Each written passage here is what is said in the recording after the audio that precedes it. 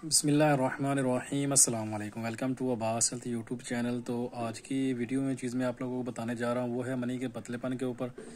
जिन लोगों को मनी के पतलेपन का बहुत ज़्यादा मसला है, उसकी वजह से टाइमिंग का बहुत ज़्यादा इशू है, तो उसके लिए एक बहुत ही आसान सा और सस्ता सा नुस्खा, बल्कि एक ही चीज़ मैं आप लोगों को बताऊँगा, वो आप लेके उसको पीस के उसका सफ़ूफ बना के अपने पास रखें और उसको यूज़ करें। इंशाल्लाह आपको उससे बहुत ज़्यादा फ़ायदा होगा।